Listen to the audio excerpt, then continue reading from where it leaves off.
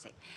Bueno, buenas tardes y, como no podía ser menos, sumarme a las felicitaciones que, sobre todo, mi compañera Yone ha manifestado al principio. La verdad es que efectivamente esta ley, esta proposición de ley, no sería posible sin gran parte de los que estáis aquí y algunos y algunas que no están, pero han contribuido muchísimo.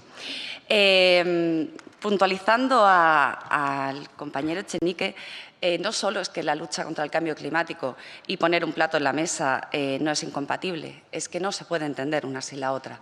Porque si no luchamos contra el cambio climático no habrá plato que poner en la mesa. Y de eso saben bastante los compañeros y compañeras agricultores, ganaderos, pescadores, que son los que están viviendo de primera mano que el cambio climático ya está aquí.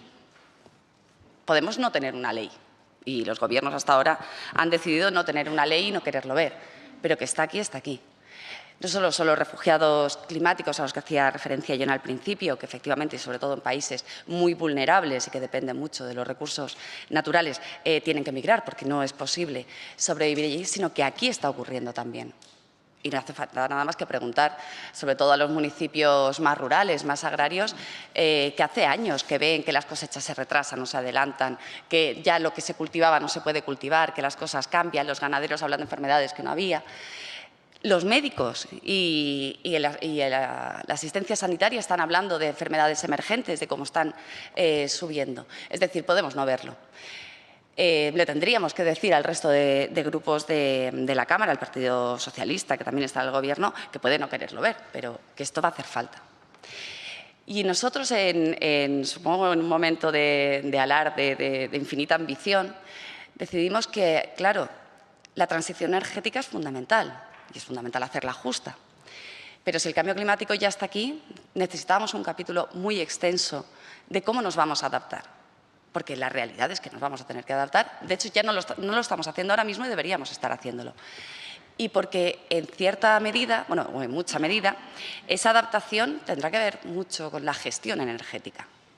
Y lo estamos viendo, las olas de calor, las olas de frío, llegan determinados contextos que están implicando mucho mayor gasto energético. Si no acometemos las necesarias reformas para adaptarnos, estaremos entrando en un bucle en el cual no podremos salir y no podremos reducir la necesidad de consumo energético.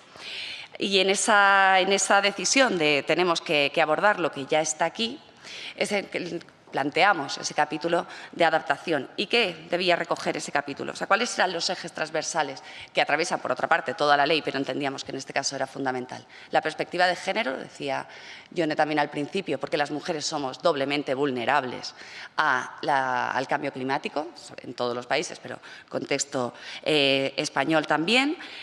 Necesitaba ser muy participada, muy transparente y altamente difundida. ¿Y por qué es tan importante? Aparte de porque nos lo creamos y creemos que se deben construir las leyes con la gente. Porque si no somos todos corresponsables de lo que va a ocurrir, de lo que está ocurriendo y de las medidas que hay que adoptar, será mucho más difícil adoptarlas. Y hay que empezar a desmontar los mitos. El mito, por ejemplo, de que esta ley va a desmontar determinado tejido industrial, que no es cierto. Pero para ello tendremos que hacer corresponsable a la gente. Y necesitamos seguimiento y evaluación. Porque ya lo hemos visto en otras leyes, se aprueban, llegan y desaparecen en el vórtice de entropía que es a veces el Parlamento. Necesitamos que haya seguimiento y evaluación ciudadana, no solo el nuestro, no solo la fiscalización que podamos hacer los diputados y las diputadas. ¿Qué instrumentos planteábamos que necesitábamos para luchar contra esa vulnerabilidad que ya está aquí y hacer espacios más resilientes y garantizar que los ecosistemas, que los sistemas sociales, socioeconómicos y las poblaciones no se veían más afectadas? Necesitamos planes nacionales. Y planes nacionales de obligado cumplimiento, legalmente vinculantes, y que tengan vigilancia ciudadana. La Mesa Ciudadana del Cambio Climático es fundamental porque es la única manera de garantizar, por una parte, que la sociedad asume como propio esto, y nos parece fundamental, porque si no, no haremos nada. Y por otra parte, que cumplimos, que no es poco, es decir, que se cumplan. Y algunas de las medidas sectoriales que veíamos en ese barrido por la adaptación, entendíamos que era más que fundamental el agua, entre otras cuestiones, porque somos un país profundamente dependiente todavía del sector primario y de las necesidades de agua, y igual somos, no sé si el único país, pero vamos, un país inteligentísimo en el que en un contexto de reducción de recursos hídricos amplían las zonas de regadío. Bueno, pues tenemos que poner de alguna manera en la ley que eso no puede volver a ocurrir y que eso hay que revertirlo. Necesitamos enfrentar las grandes crisis climáticas que vengan. ¿Cómo vamos a hacer los planes de emergencia? ¿Qué ocurre cuando llega una inundación tremenda? Que cada vez puede ser que lleguen más. ¿Qué infraestructuras costeras necesitamos? Medio marino y pesca es uno de los apartados que también le hemos hecho con mucho calor. Es que va a haber menos recursos pesqueros.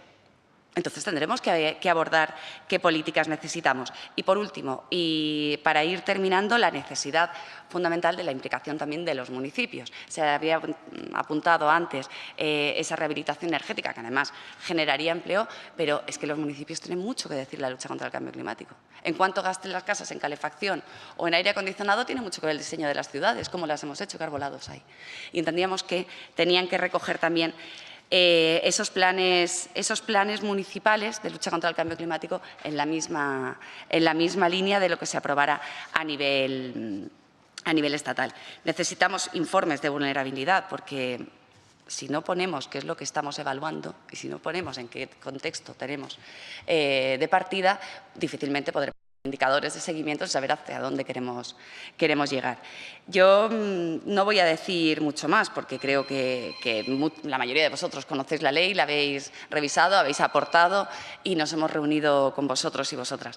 Pero sí que es importante, creo que salgamos con la sensación primero de efectivamente haber puesto una primera piedra de la construcción de por lo menos un futuro, porque si no luchamos contra el cambio climático no estaremos ni siquiera en condiciones de hablar de un futuro, y de quizá una de las leyes más ambiciosas que se hayan presentado, si no la más, en este Congreso en toda la historia, no solo en esta legislatura, porque se trata de construir un futuro no solo para nosotros, que también, porque en el inmediato necesitamos tener un futuro, sino para las siguientes generaciones. Así que, bueno, muchísimas gracias a todos por vuestra participación.